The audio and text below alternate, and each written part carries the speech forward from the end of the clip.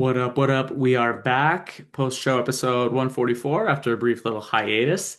Grant had to get hitched. Blame him. I mean, I actually think I'm the one who canceled, but I was really stressed out about it. Grant's wedding. That's probably what it was. But it was fantastic. Congrats to him. We appreciate him. And now we're here to talk anime and other things. This episode, we come in hot, Andor season two. So there's your spoiler warning. And then we're overdue on this one because it has been a little while. But then we go over Last of Us and Last of Us season two. Grant's POV as a person who's played the games and then checked out on the show, and then I kept watching and kind of where it all left, where it left off in mid-season two or season two finale, if you can call it that. But we talk about that. Then we get into Kowloon generic romance. We're on episode 10 of that show. And then I talk about my experience with the pilot for Orb on the Movements of the Earth. I just watched the first one, and Grant gives a very opinionated review of Clair Obscur, the video game sweeping all nations. Okay, and then we hit some very quick hitters on news. We're happy to be back. Make sure to subscribe, do all the related things, and enjoy. Oh, hey there, Grant. Hey, David. What's up, buddy? How we doing? I'm good, man. How's my newlywed? Oh, newly wedded. My God. Grant, we're growing up so fast. I know. Isn't it wild? What a time. What a time to be alive. Yeah, I love it. Had Had a fun night. Thank you for coming. Hey, And, man. It was fun a as blast. usual. It was a blast. You know what our friend Jeff said to me right after I got off the mic? What's that? He goes, I could have swore you were going to open with two little mice fell in a bucket of cream. And I've never had more regret in my life. I had, not like, apprehension is not the word, but there was like a momentary moment of panic of like, oh, they're walking up together? I was like, is this like, this about to be a big reveal? Like something completely separate from words being spoken? Yeah. Welcome to the Comedy Central roast. Yeah. No. I honestly thought, I was like, oh, I'm about to get roasted here. No, I dragged him. I just, he was our friend who shall remain nameless for his, just to protect his ego. He just said, oh, I should say something, but I'm mortified. And he's just shaking. And I was like, you can ride my coattails. I was like, just come up with me. Just come up. Yeah, just stand there. Yeah, just stand there. You can be my my emotional support. Yeah. And it went fine. It was a lot of fun. All right, bud. Why don't we jump into it and jump into it strong? Because I think we're both coming off hot wrapping up Andor season 2. Yes, sir. I just finished Rogue One this afternoon. It's funny. We watched Rogue One a week or two ago. I told you that. Yes. You know, our buddy Shane was saying, "Oh, I thought you'd try to get Sam because I got Sam to watch Rogue One." And okay. He said, "Oh, I thought you tried to get her to watch Andor first because you know, like the linear storytelling way." Yep. And I was like, "It's just easier to sell a 2-hour movie than it is a 24-hour 100% TV show." And you know, this is the theatrical release. It's the release order. Did Sam end up watching Andor? No. Oh, okay. I was like mid through season 1 or wrapping up season 1 anyway. Yeah. But, you know, she's been hanging out on Switch or whatever while I'm just exclaiming on the couch about how good it is. Yeah. So I was like, hey, do you want to see like a peek about what this kind of is? Like this whole, you know what I mean? Because a few years back we did watch the original Lucasfilm Star Wars movies, and we did them in theatrical release order, so 4, 5, 6, cool. 1, 2, 3. And then she goes, "Are we watching 7, 8, 9 now?" And I was like, "No, you're good." But then, you know, that was a couple of years ago, and then Andor happened, and Rogue One happened, you know, a long time ago. But I was like, hey, you know what? Maybe Rogue One, especially with how I'm feeling about how Andor is going. So yeah, that's how that happened. Nice. And it was great. But okay. On to Andor. So, yes. Unlike you, I blitzed it all at once. And this is not like an aggressive, like, oh, I did it all in a weekend. It's like I've probably been cracking at this thing for 5, 6 weeks. Okay. Maybe a month, yeah. At most. Or at the very least, a month. But man, is this... Let me just pitch it to you. Is this the best Star Wars has been since it was owned by George Lucas? And I ask you that because you're that's such a loaded question because I think you know how I feel about a lot of the animated stuff. Yep. I think I could say live action only. Yeah, but that's such a cop out. I think it's by definition it is expanded universe. So I think it should be compared. I would say yes, Mm-hmm. because even like I do have such a love and a passion for like Rebels and the Clone Wars. There is like a lot of like as an anime podcast, like there's just so much filler and stuff that like Yeah. big picture does not matter. And Andor is a specific story, beginning to or like front to back, tight. Like is all like it's all the things that I love about those shows, the tightness and the just the incredible storytelling within this world. Andor is that. It's the live action version of that stuff. So Right. yeah, but I would think it beats out all like the Mandalorian and all that stuff. Like yeah, it's even better than the Book of Boba Fett, believe it or not. It's funny because the Mandalorian kind of got lost in the shuffle for me a little bit. I was like, oh right, they did do that, and I did really enjoy it. Yeah. And I have even forgotten at points that they have a movie upcoming to close that out. Yeah, Mandalorian Grogu got pushed, I think, eh? Yeah, By a I don't year? know. Yeah. I think you're right. Yeah. But very, very interesting. So I don't know. Yeah, where do we even start, man? Diego Luna, The guy, the dude, the dude, he is Colin Lebowski. Colin Basky. No, he like it's so funny. He has been he's just popped up in all these things throughout my life that I've just loved. Like I know it's so strange, but one of my all time favorite movies is Steven Spielberg's The Terminal. It's a movie starring Tom Hanks. He's from a man who's coming to visit America, and whilst he's visiting, his country's caught up in like a civil war, so he's like stuck living in an airport. Okay. Because he can't get sent home. They won't let him enter the country.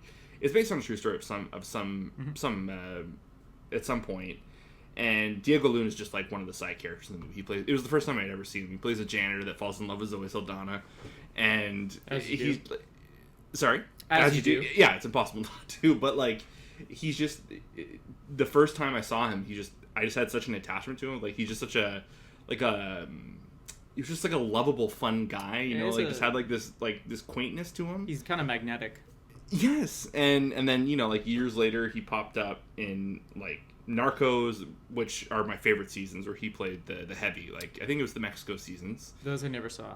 and he was incredible. It's like I literally went from like this quiet nerdy janitor who loves Star Trek to Right. like this like hardcore like monstrous. I guess technically Andor would have been in between that, but I think he's such a chameleon. I think he's so talented. There's this one series I see on Instagram all the time. I can't remember. I think her name is Brittany, but she like dresses up as a queen and she interviews people and like they wear like queenly outfits. And, Okay.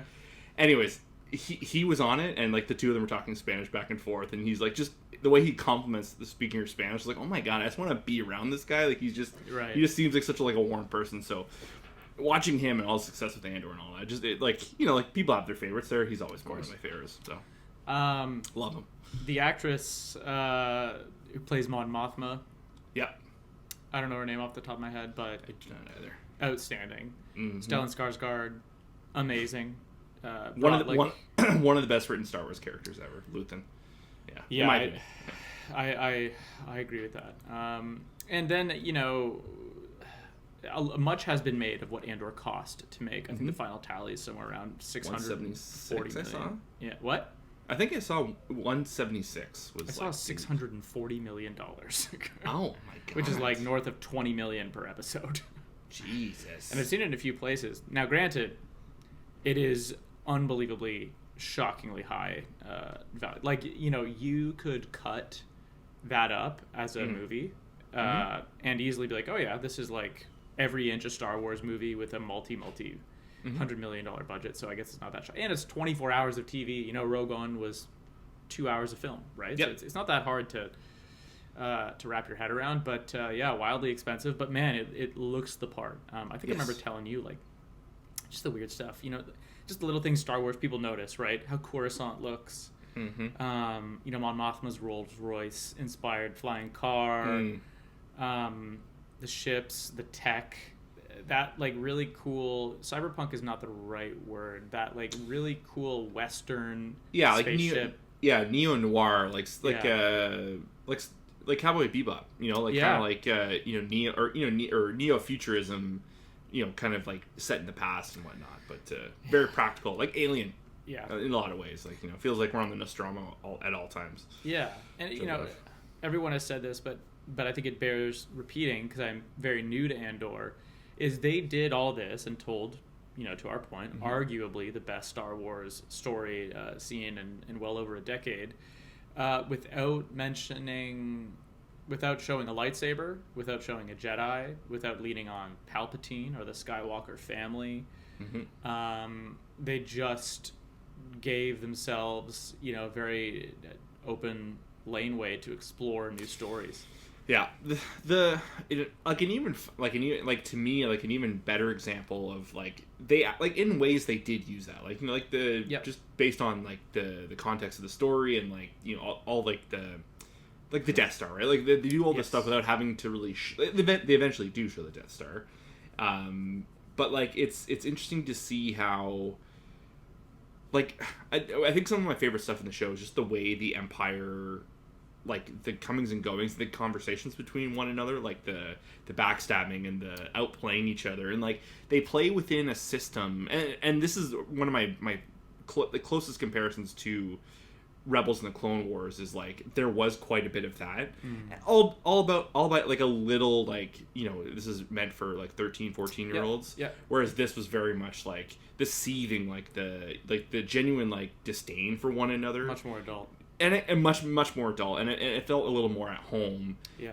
But taking that formula that was done with like the animated stuff, it just I don't know, it just like it's just it's one of like the ultimate execution shows on IP, like just based on everything that is there, what makes sense to blow it out into this. It's just it's really cool to see. Do you know that Happy Sad Confused podcast? No. Josh, what's his face? I can't remember. But he gets a lot of A-listers and gets them to open Sure. up in a pretty impressive way, and is a pretty talented interviewer. I think I've probably sent you clips over the years. I bet if I showed it to you, Okay. it would click. But he did a live interview in front of fans with Tony Gilroy, showrunner of Andor and writer of Rogue One. Kind of just saying, asking like the big question, like, how did you get here? Did you know what it would be? And he has this answer, which is basically like, once you get into the Star Wars thing, like there is a guy, they have a guy, like a lore master who says, here's how much time you have to do the show, and here's this and here's that. And he asked him all these loaded questions. Like, okay, like in the universe, how many of these people have seen a Jedi? How many of them have seen a lightsaber? And he's like, 7. You know what I mean? It's like, Yeah. And he's like, so we have all this laneway, and at first it felt like a restriction on like, oh, you can't do the Luke thing, and you can't touch this, and you can't touch that. But like as it turns out, it's a universe, and it's not a restriction in any way. It's like it was probably very creatively liberating. 100%. Yeah. And man, they absolute slam dunk. I've been trying to think all week since I finished it all week, the last few days, about like how it's not a 10 out of 10, and I'm sure I could find some nitpicks here and there, Sure. but it's pretty damn close, man. Like this is pretty close to perfect. If I had one gripe, and it's not even a gripe, it just I found the parts that I found dragged was the back and forth between Andor and Bix. Not the relationship. I thought was great, incredibly believable, and like it's so funny. Like I think you and I have talked off, Mike. It's just like all like the trauma core that pretty much every show has now. Yep. Like it's whichever, like if it fits in the story, it makes sense. Like Yep. at the end of the day, if the story is executed good and the story makes sense, like it doesn't matter how much like trauma is like If it's loaded into organic, it. right? But it feels like everything nowadays is that, and Sure. like any movie podcast you listen to now, that's like one of the first things that people bring up is like. And another, like in another entry in the trauma, the trauma series, like, Yeah. Anyway, so like, like in amongst its peers, like a common, this is like a recurring theme in the Yep. show, and like, but the thing I found, like the back and forth between the two of like, he doesn't want to endanger her, so he's stepping away. She doesn't want to hold him back, but like, it literally felt until she left, it was like almost every moment they had together was like a rehash of the conversation, which again you could Right. make the point that is realistic, that in any relationship Sure. if it doesn't get ironed out, it is the conversation returns. Like it continues Sure. and continues. So you could, again, someone could just say, "Oh, that is realistic." I agree, but in a TV series, it felt like they had the conversation 6 or 7 times, Yeah. and then it was just like, like, here's some tea, it's gonna knock you out, like a classic, like, Right. she basically turned him into Sleeping Beauty, and then she disappears, and there's no like real resolution to that, crushing as the series ends. I felt that insanely. But yeah, so I don't know. I think that would be my only I think that's a nitpick. yeah. Hearing you say it, I think that's probably a fair criticism. I more than once was probably saying, where is this going? Because the screen time that they do get is often devoted to their problems and, Yes. and what she's been through. Probably in retrospect, we could have had a little bit less of that, maybe a few more happy memories of the couple. But Sure. to your point, I do think, for me at least, and spoiler warnings for Andor season 2, but it's been a minute now.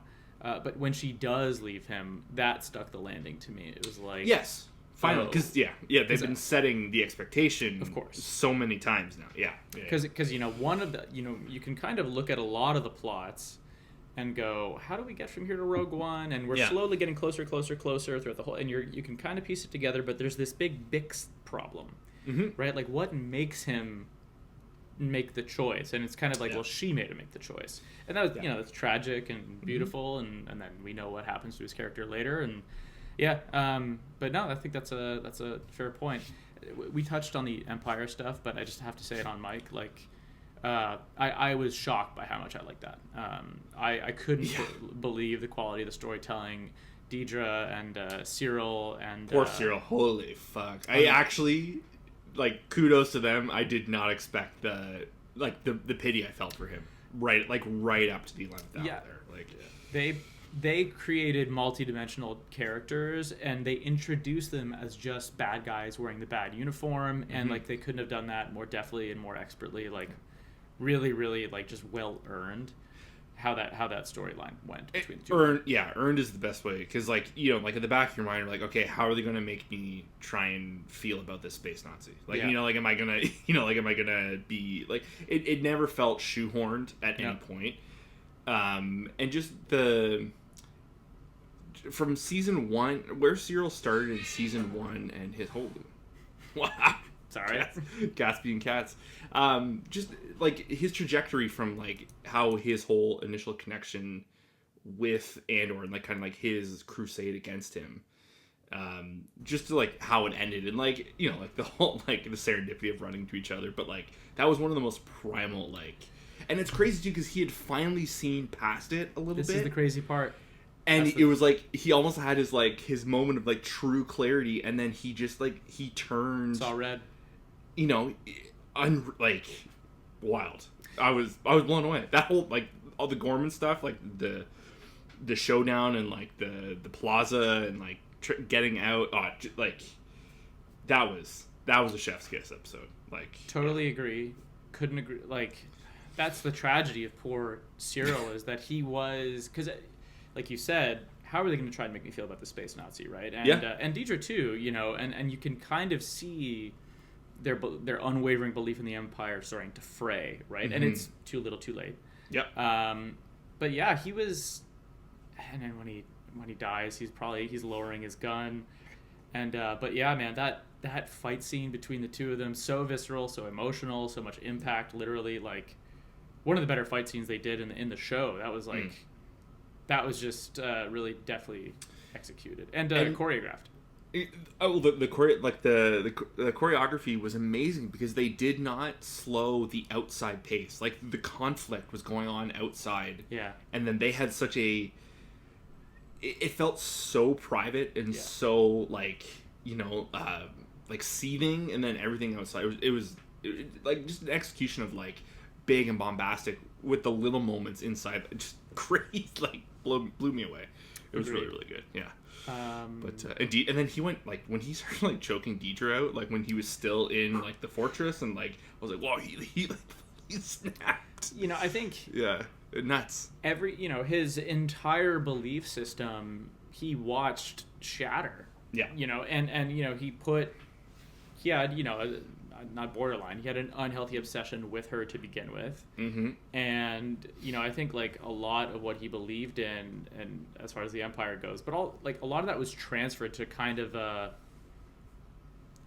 obsessive belief in her, and like I'm helping her, which is helping our cause, which is right and good. Mm-hmm. And then all of it broke at the same time, and then like he discovers what's really going on, and he turns to the one person who might be able to help him, and she's fucking in on it. And I mean, really, really well played. Yeah. Wow. Yeah. I know it's not making the rounds, but I was relieved they didn't try and like tuck in Felicity Jones somehow into the story. I was a little worried, like up until like a couple weeks ago when I saw the headline. I definitely thought, I was like, oh, they're gonna find a way to like, they're gonna jam this in, or are they gonna like, are they not gonna be able to stop themselves and do like another Vader thing, or even like Palpatine? Like they really, really restrained themselves. Like they kept it to the immediacy at hand. Like follow these characters in like the final moments, like for the handoff. And isn't it funny how the table kind of turns? Like if you just think about 10 years ago, because didn't Rogue One just turn 10? Yeah. The Vader moment was like this godsend climax for that movie. And even if we look at other properties, Marvel, like you were hoping they were always going to interconnect things more in somehow. And in this instance, it's an absolute win that they didn't need to rely on the IP. We're telling our own story, we're doing our own thing. I thought that was awesome. Okay, we could probably gush on this for a little bit more, but I think we're good to move on. Yeah, I think so. Okay, I have bad news for you. Hit me. And it's a 1-2 punch. One, I told you I'd catch up on Gundam Wing or Gundam. I did not. Okay, don't worry about it. I'm behind by 2 episodes. Excellent. And it's getting worse though. 2, I want to briefly talk about Last of Us Season 2. Oh yeah, let's do it. Because it's over and we've covered it. Yes. Yeah. Or we have been covering it on previous episodes, and I told you I'll gladly talk about it, dude.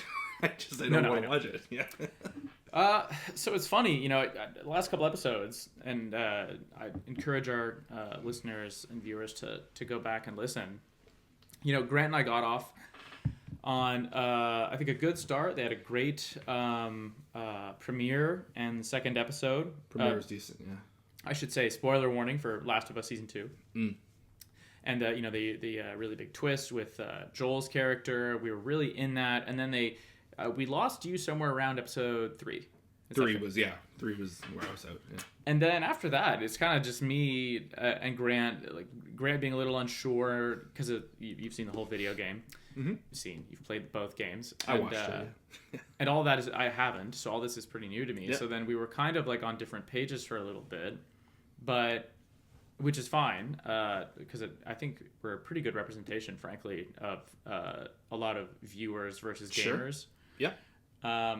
But all that said, I gotta say, a little let down by the finale. Okay, so where? Okay, hit me. What did Seattle? Was that the finale? Well, we're in Seattle. Okay. All right. So I'll break it down briefly. It's only 7 episodes, and they really finish it what feels like a mid-season finale. And the way it ends, and I said this, spoiler warning, but there's your last one, is the way the story of Season 2 wraps up is Ellie is in Seattle. She has hunted down and located one person. Who's the big bad that we're after? Abby. Is Nora one of the people who is present?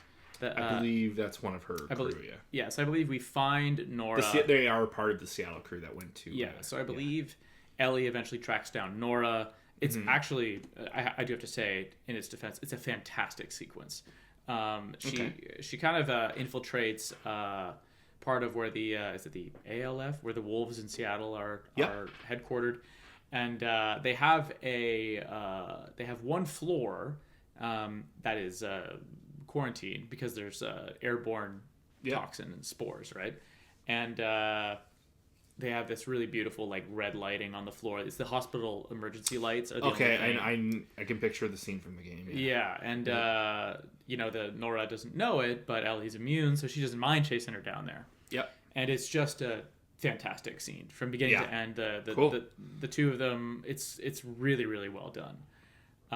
There's also some really cool stuff with these new zombie types. Like I think they call them stalkers in the games. Yes. That's quite eerie. Terrifying as fuck. Terrifying as fuck. You are already aware that is it Dina is pregnant? Yeah.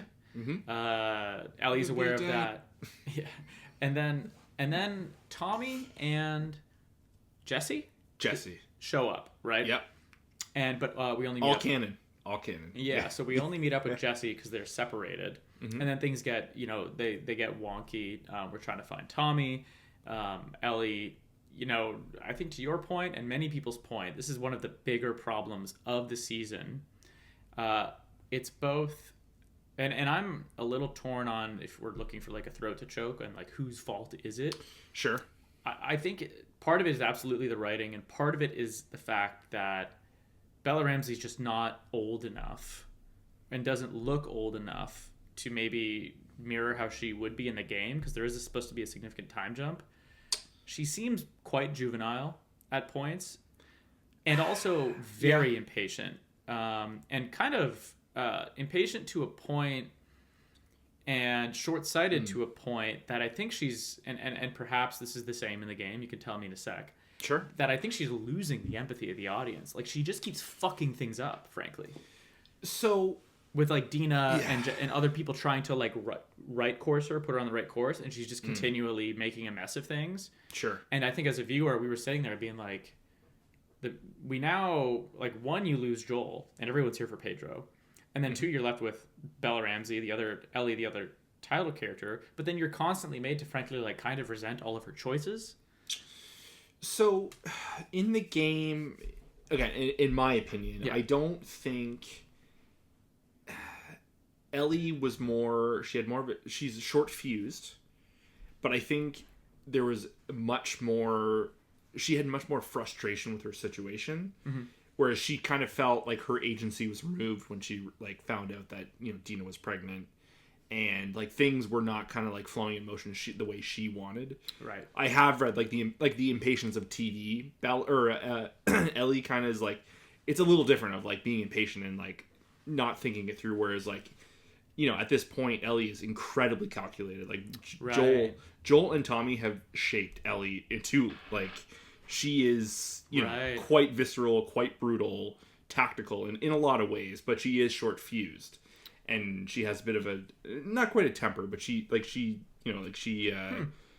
quite hot-headed, I would say. It sounds like a more nuanced character, perhaps. Incredibly nuanced, yeah. I really like Ellie. But to your point, it's not that you start like kind of like, oh, like, and like there's that meme of like, are we the baddies here? Like, like you do feel some frustration with Ellie. A little bit, but like I think you're more feeling her frustration, whereas by this point we've had one or two kind of touches of Abby's perspective, and there's genuine at this point you're starting to feel a little bit of empathy. We still like hate her and like what she has done, but you can kind of like you can see her, you get to know her more as a person, right? By this stage ish, so Okay, from what I understand, I don't think the show has quite provided that. Well, I think here's the note they leave you on. Okay, I'll just briefly recap the finale. So there's I have a couple nitpicks in here, but I'll start with the positive. There's a scene, and I mean, it felt like, as like they seem to really pick their moments well about what to recreate shot for shot, and I'm curious if this is a shot for shot one. There's just this beautifully filmed scene where Ellie finds a boat and knows that Abby's across the way, and she has to sail through, or not sail, but take the boat through this storm. Oh, one of the highlights of the game. Unbelievable. Yeah. I mean, I don't know. I really hope to see some. Yeah. I hope to see some BTS on that. Yeah. Because I remember saying to Sam, I was like, CG and AI, all this stuff is getting so good. It's hard to tell the difference, but the lighting. I mean, I don't know how they could have happened upon a storm like that. So I mean, I imagine they have to have taken some kind of creative liberties and like punched it up. But it looked phenomenal. There's lightning illuminating when you the think sky. about it, they're on the Pacific coast. Like it makes sense like to have a raging storm like that. Like I remember when I played the game, I remember thinking like I had never seen water physics like that in my life. Oh, dude, It was awesome. Yeah. I don't know if you're gonna watch it, but just for that alone, and that Sure. red I'm gonna light check that out, scene I mentioned, Yeah. tracking down Nora, just like wild, wild, beautifully made. I believe they deviate from the game, and this feels like briefly, and it felt very pigeonholed in, and it felt very we need to remind the audience about this plot. Okay. She's on her way to Abby, or Yeah. where she believes Abby is. In the aquarium? Is that where they end up? I think so. I think Yeah. so. Maybe I can't. It's like it's like a SeaWorld type thing. Yeah, No, I think it's an so. aquarium. I think it's an aquarium. There's a big Yeah. wheel, a Ferris wheel. Yeah. There. Yeah. Okay. Yeah. So I believe it's the aquarium, and yes, it is the aquarium. But she loses control of the boat, and she washes ashore on a neighboring piece of land, and is immediately captured by the Seraphites, who string her up and look like they're about to disembowel her, and she has no hope in the world. And then a bunch of bombs go off that were, and they've foreshadowed this. We know it's an operation that the ALF are conducting in the area. So she she lucks out through main plot armor, because this like other plot line happens, and we know the ALF are like, I hope it's the ALF. I hope I'm using the right acronym. You're talking about the wolves. The there. wolves, Like I said, yeah. We know that they're headed towards that island to conduct a big operation against the Seraphites. So it's like it's a 10-minute sequence, and it not even maybe 7, and it feels like the writers were like, oh, we need one last look at the Seraphites before we wrap up this too short of a season, because she just gets away. It adds nothing to the story. It's just a brief, remember about the Seraphite, and then there's quite like a major set piece with that island and like the Seraphites and all that. I think it's post all the aquarium stuff though. Yeah, I'm guessing they're pushing that to season 3 because then she like finds her boat and then just goes to the aquarium, and it's like, why did we make this weird pit stop? But anyway, then she gets to the aquarium. Yeah, it looks like we're gonna be okay, and we get Tommy's there. She kills 2 people from Abby's crew. She stumbles upon them. Yeah. One of them is pregnant, and is like trying to talk Ellie through like how to perform an emergency C-section, because there's like confusion. She kind of happens upon them. Yeah. Okay, sorry. Catches them off guard and shoots through one guy and catches the lady. And it was actually quite well done. I know I've just like shat all over this island sequence. Sure, yeah. But this was actually quite This well. was all on the island? No, she went to like Seraphite Island, whatever you want to call it. That happens, gets back in the boat, goes to the aquarium. Now we're at the aquarium. And then she finds these 2, she catches them off guard. Yes. Accidentally, you could argue. Like she shot, but she probably didn't mean to kill both at once. I think the bullet goes through the first guy and nicks the girl. And they're mid-argument about Abby because they can't find Abby. Wait, are they arguing about Abby in this situation? Yeah. The 2 of them were talking. Ellie catches them by surprise. Both die. Man, and then as the woman is dying... Is it insinuated that this guy is having a relationship with somebody else? No, I don't. I'd have to rewatch it. I can't quite remember. They just seem to be having a logistics crisis. Oh, okay. Because in the game... Okay, this is probably a huge deviation. I don't know if they'll come back to this. But wait. Because how this ends may answer some of your questions. Okay. All this happens. I should watch the show. But... Tommy and Jesse kind of come to... They all meet up, and it looks like we're going to get out of here okay. There are a lot of death flags here on Jesse that now make sense throughout the series, but... Sure. We hear shooting, and we hear some commotion later. We run out these front doors. Jesse immediately catches one. Dead. And in the game, that one hurt. I believe that's shot-for-shot recreation as well. They really... When he pops up... Because... Sorry to interrupt, but like when he pops up, it's like... Ellie is like so upset and so frustrated with Dina. Yeah. And like Jesse's just this torn character of like he loves Dina, and like between like, and he knows like he's like really trying to be like the bigger man, but he's frustrated, but he's trying to get everyone, he's trying to help and save everyone. That translates really well. And the actor who plays Jesse does a fantastic He is really good. Did you watch what's the Rage show with Steve Yuen and Ali Wong? What was that called?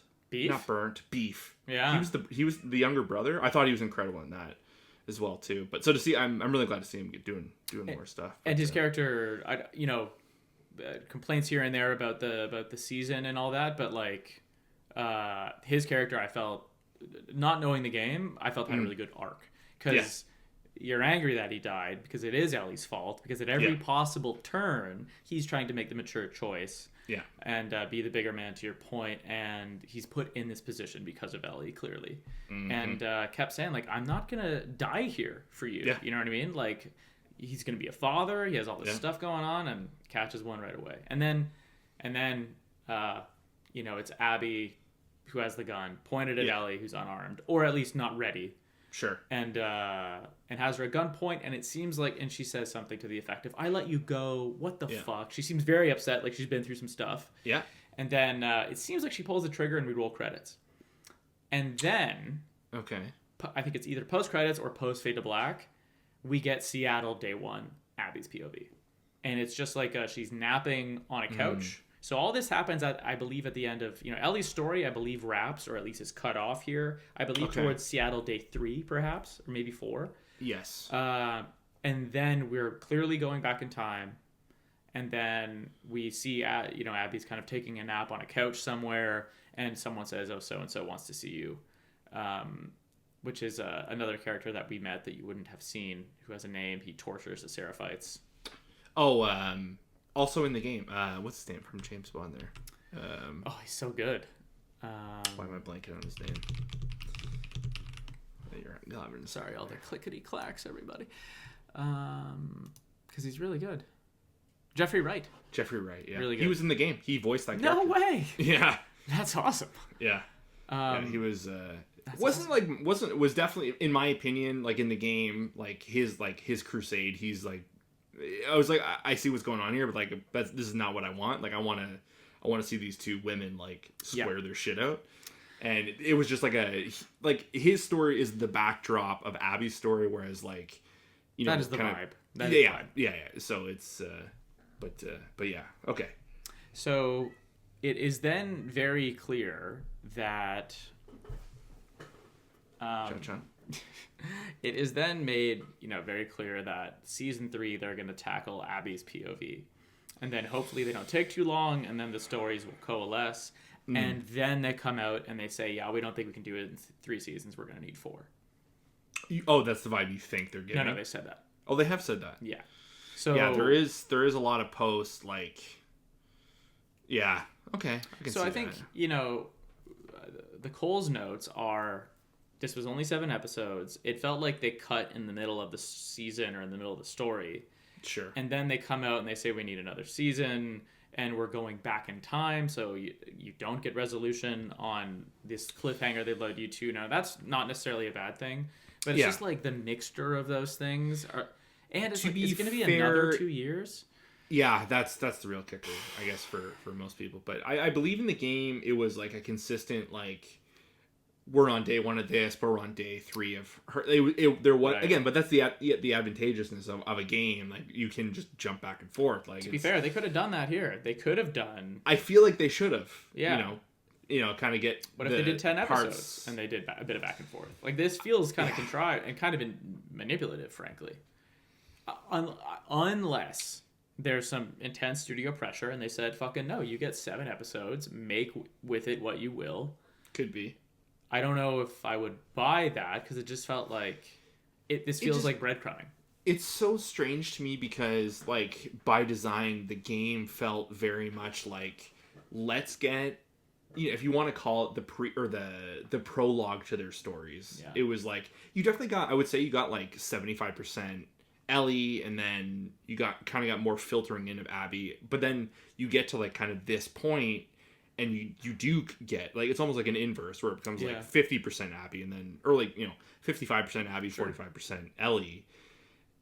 So I feel like why did they not just like do that? And like, and you come to the end of the season and you're thinking, shit, like let's, for a year, you're thinking, who do I side with more? Like, yeah, that probably would have been, but yeah, I mean, perhaps, like we people said, smarter than us.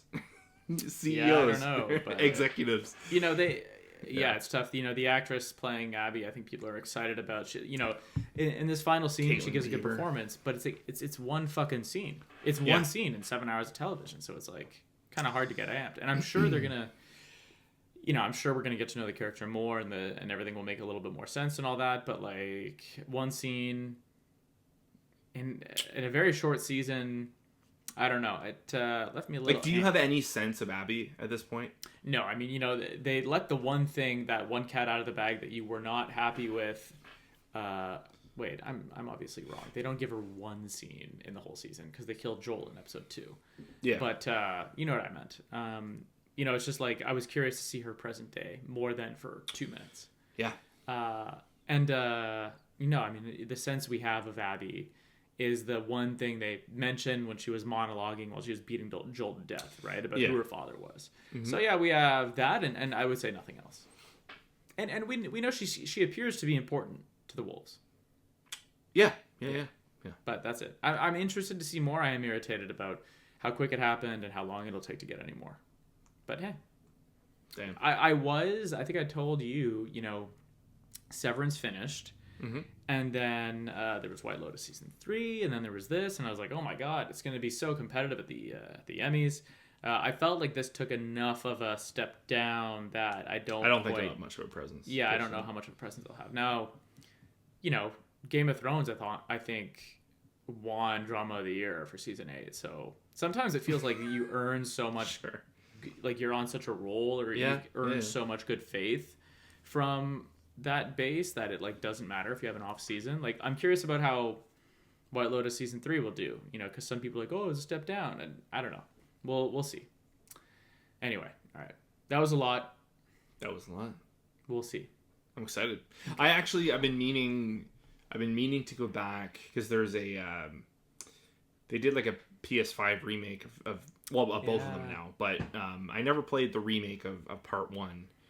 So I'm thinking I got some more holidays coming up. That sounds fun. I think that might be my game for my holidays. Just to go back into that world. Yeah. But, God. You want to talk some anime? Yes, sir. You still on the Kowloon train? Yeah, Kowloon Generic Romance. So we're up to episode 10 as of this. Yeah. You're caught up? Yep. I think the new one aired last night or the night before. Sundays. I think it's 10. It should be 10. Yeah, I believe it's 10. Yeah. I caught up. Yeah, I believe we're good. Sweet. You? Yeah, I'm caught up. So I don't really know how to start. What I will say is what a strange show. Very peculiar. I'm caught. Yeah. I was just gonna say I'm caught between I want some big reveals soon versus they are drip feeding us slowly. Versus what's the pace? Like, how long does it go? How long is it going to be like this? Do you know if it's based off a manga? It is, yeah. And is it done? Say it's done. Yes, it is done. Yeah.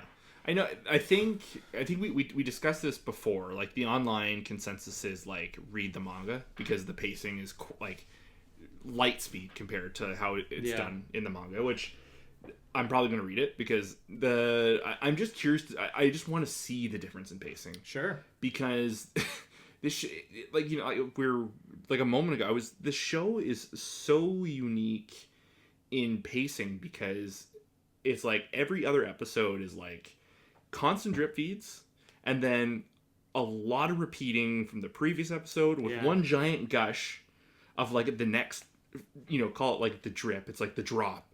And then the next episode repeats it again of like constant, like, peppering out. Yeah. It's a lot of like rehashing from the previous episode. It feels like I'm reading. It feels like the past 3 again, I'm really enjoying the show, but I feel like the past 3-ish episodes has been like I'm reading the Reddit thread, the episode discussion. Right. It kind of feels like but again, you kind of get that with like mystery box shows and like where they're like the characters are trying to deduce it and put it together. And it feels like they're already breaking their own rules, which I don't like. Yeah. Like they're setting all this precedent for, there can't be a generic if the original is in there. And then they just broke that rule. Generics aren't the same as. They are, other than Kujirai, other than the main character. Yeah. So the generics aren't the same as not the rhinestones, but the Zirconians. but they're not. We're not trying to kill Reiko. Yeah. We are now trying to kill Reiko. Yeah. You know, there's just a lot of like conflicting Yeah. information from same characters almost within a breath, definitely within an episode. So I am a little thrown by that. Also, still nothing at all on Gene Terra.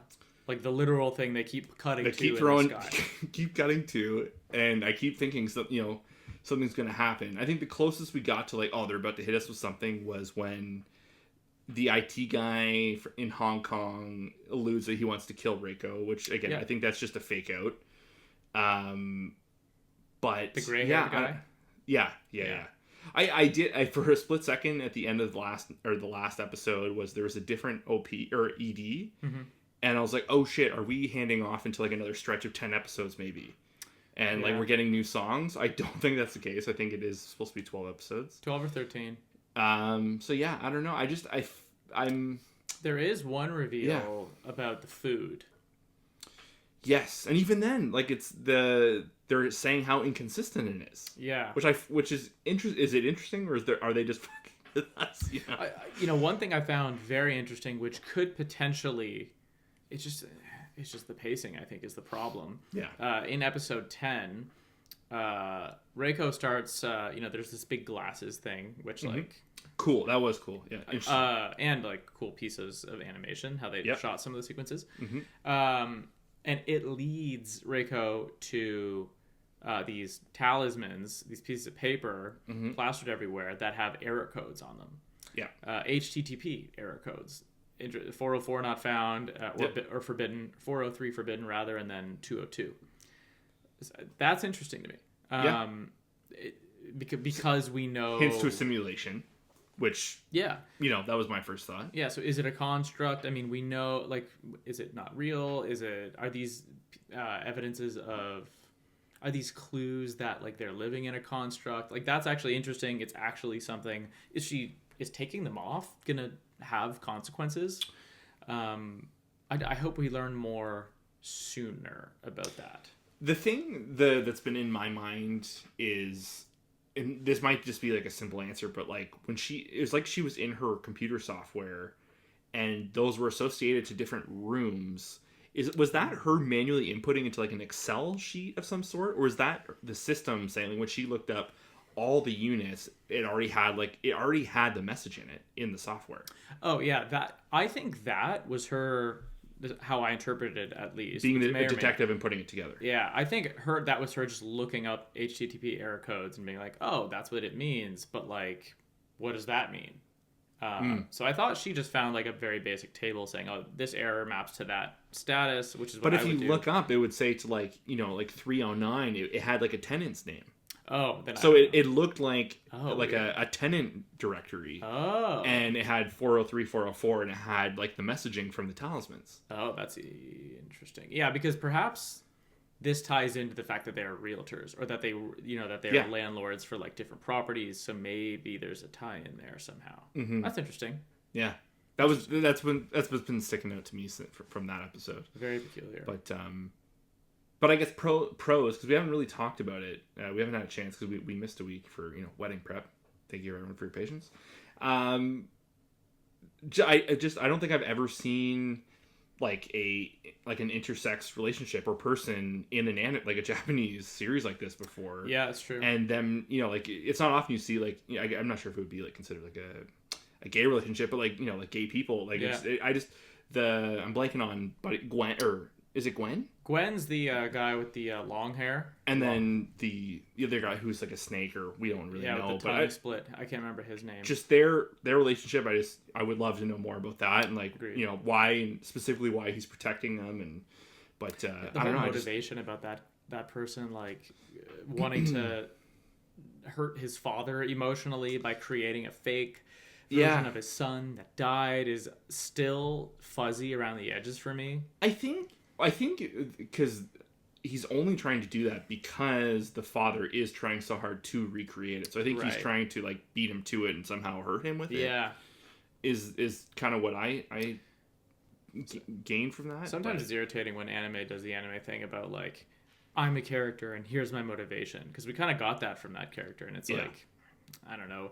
Ironically, maybe you could have just shown us and not told us that one. Sure. I don't know. But Yeah. we're also bitching about like the show's not giving us enough. So I don't know. It's a It's weird. balance. Yeah, it's so funny. Like it feels like the show is giving us a lot, but like you said, it's not necessarily. I think it's not the questions that we want asked right now. Yeah. They're just kind of like doubling down on the stuff they have revealed to Yeah. us and just kind of adding more and more to that. But great again. The vibes are immaculate. Like Yeah. it's It's still it's scratching that itch, right? Of like the summer cicadas thing. Yeah. Also, like we know this, but we haven't mentioned, like we also learned that Kowloon's kind of in a loop, right? It's always summer. But yeah, no, it's nice to have a vibey show like that. Like it's also really beautifully drawn. There's not like crazy action sequences or anything, but it is like very picturesque, I guess. Yeah, Has that 90s aesthetic. Yeah, you were talking about those really cool shots, like the one Reiko is looking at what's Kudo, and you can see like the two perspectives of his face, of like the past him, the current him, kind of like and then you can kind of see two shots based on the two lenses, and I was just kind of like, wow, that's they find someone ways, cooked on that. They find ways to be creative with the animation. Yeah. Okay, so that's Kowloon. I have one other thing, anime wise. I was thinking about watching Gundam, and I was like, what I have sitting here that Grant's been on about is I tried the pilot for Orb on the Movements of the Earth. Yeah, you like that or what? Yeah, dude. I'm late as usual, dude. Whatever. Sure. Yeah. But no, I think very strong pilot. Yeah. Are you done? Yeah. Yeah. Yeah. It's I don't want to just rehash what you said about the pilot. Sure. Because you talked about the first episode that you watched, but it's like this historical anime based on the idea of heliocentrism and people starting to think about, is the Earth the center of the known universe because it was chosen, etc., and then how that affected the church and people who started trying to question that. And it's really interesting anime, and it opens with our favorite, one of our favorite voice actors, right, with Nanami. Yeah. So I was like, oh, there's that, and it opens on a torture scene. Yeah. So I was like, a lot of torture in this show. I was like, damn, Grant could have told me it was bloody earlier. I would have been right into it. Yeah, it's pretty heavy, but it weirdly scratches that Finland Saga itch. Oh, like, I see that. It's funny, like historical, a lot of violent, around the same period as, like, definitely like a little bit late. Actually, no, probably 100 years. Similar animation too. Yeah. But I really dug it. So I think I'll probably pick away at that one a little bit on my off time. Great watch, dude. It's the show that we haven't talked about it in quite some time, but there's that, do I rip through this show? Do I take my time with it? Yeah. The show is a slow burn, and I think you should watch it as a slow burn because it gets a little. There's it's a science-based show, and they don't kind of really shy away from that stuff, so they kind of get like lore dumped a bit, or kind of get science or facted a bit, like kind of. So it's good to kind of take it in waves, but interesting. And just the way they play with time and all that, I really like as well. Yeah. That'll come. You'll figure that out later, but just hell of a pilot. Hell of a pilot. Really, really strong. That's all I've got. I've got a little bit of news, but do you have anything first? I just want to say I've been playing. I finished. I got a full platinum on Claire Obscure Expedition 33. Oh yeah. That was my other thing I did on my holidays. Attaboy. Just ripped through that. I can't remember if we talked about it on the pod or if it was at the bachelor party or if it was at the wedding. Yeah. Because a few friends of ours, like Bronson's been playing it, Joey's been playing it. I think our friend Shane dabbled in it a bit, but a kind of a thought that I've been continuing to say is, I've been a lifelong JRPG fan. Like, I remember the first one I've ever played to this day, my favorite is Final Fantasy IX, and very few RPGs have like kind of really hit. Whimsy is not the word, but just like I felt like I escaped into a world. Sure. Like truly, like I was like enthralled by the story. simple, but like find ways to become complex, and that's usually within the characters and them kind of like expanding the picture. But I played this game, and it's a 3-act game, and by the time I had gotten to the second act, I remember like looking. Leanna was on the couch beside me, and I just told her, I said, I've been waiting for this game my whole life without even realizing it. I did not realize this was the game I always Scratching wanted. it, she didn't know you had. It just took me back to my youth in a lot of ways, Sure. and it's an incredibly like it's not it's it kind of flies in the face of all these JRPGs that are so popular and that I love. Where this isn't like a 90-hour, 120-hour saga. Like, you can play this game, hit most of the content, and feel complete at like 30-ish hours. Like, so it's like it's like a medium-sized game, I suppose, in a modern standard. But it just the design and the world and the uniqueness and kind of like just it like literally the main villains, the paintress and everything, like it feels like a living painting in so many ways. And I was just floored beginning to end. The combat system is super tight. The customization, you can make your party the way you want to make them. I know every gaming outlet and every person online is saying play this game. If anyone listens to this, you gotta play it. Like, it's truly one of the best games made in 20 years. Damn, like, yeah, that good, huh? It's exceptional. It's a 10 out of 10. Genuinely. Wow. For me, 10 out of 10. It'll be. This is just gonna be one of those games. Like, you know how people say like, I wish I could play something for the first time again. This is one of them. True. Wow. Like, and yeah, it's just That's an endorsement. Yeah, like, it has there's some like celebrity power to it too. Like, Andy Serkis is one of the villains. That's cool. Charlie Cox is one of the main characters. Hey. Like, just, and then they just have this, because it's made in France, so there's like a small cast of like some French voice actors that kind of like fit their way into the party. Just a knockout game. Like, Sure. it's, and everything that's been said has been said. There's not much more I can add to it. Like, read any article online, everyone is losing their mind. And I think it's one of the few things in the zeitgeist that everyone's losing their mind over is like dead on. Like, I think across the board. Like, It sounds like what you're saying is I think everyone agrees. The hype is real. 100%. Yeah. And it's on Game Pass. It's like a budget game. You can get it for $50 full price in Canada. And Canadian smackaronis there. But there you go. Yeah, I don't know. Claire Obscure. People should check it. Right. Yeah. Yeah, I'm a fan for life. The studio I got some stock in it now. Well, that's good to hear. Not literally, but you know what I mean. Yeah. Okay, I'll take a look. Okay, just quick hitters here for you, news-wise. Rumors, nothing confirmed. Rumors that the Batman 2 issues may be resolved, and they may be beginning filming in London early 2026. Ooh, I fuck with that. I mean, that said, I think to theatrical release, year and a half, mid 2027 release, late 2010, it could be a little bit, but I'll take that over we're canning it. Who knows? My bet, Christmas 27. That'd be nice, eh? Yeah. Yeah. So we'll see. There's some weird. I'm sure this will change. It may have already changed since the last time this came out. But one of them, I'm not sure who. I think it was the Avengers Doomsday. They moved their schedule. Okay. And it's now going head to head with Dune Messiah, both set to release December 18th, 2026. Interesting. Very interesting. And then seemingly confirmed, this appears to be actually happening for A24. Alex Garland officially set to write and direct the Elden Ring movie. We'll see. Yeah. I don't get it. I don't know. I don't get it personally, but did you play Elden Ring for this story? Has anyone? I don't know.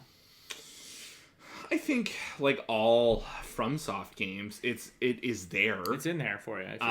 But it's it's convoluted, and I don't play the games to find the story myself. I play them to fucking play the game, and then I go to Vadi Video's YouTube channel and I watch that wizard do his magic and piece together the lore for me, and that is the story that I watch. What happened in the moment in the game, now you'll get a $200 million version of that from Alex Garland. I don't actually know what its budget is, but I mean, it has to be expensive. Yeah, you can't make it cheap. If people want a good Elden Ring movie, they should go watch The Green Knight. I still haven't seen that. that was really good. Yeah, Dev Patel, right? Yep. Yeah, he's good. I should Yeah, watch that one. he was really good in that. All right, my friend. I think that's all I've got. I think so. All right, folks. Subscribe to the podcast. Don't leave yet. Let me just plug things, okay? TikTok, Instagram, YouTube, etc. Part-time Otaku Podcast. We're here bi-weekly. This is the thing we do. Mm-hmm. When there's like crazy anime seasons, we cover things more aggressively. Summer's gonna be hot. Summer's gonna be hot. There's a lot coming. We're very excited about it. But yeah, thank you very much for listening. Come back in a couple of weeks for another episode, and I think that's it. Grant, go ahead. Say the thing. Before I say the thing, follow us on Instagram, Yes. TikTok, YouTube, Yep. Spotify, Apple Music, YouTube Music if you're nasty. Bye guys. Cheers.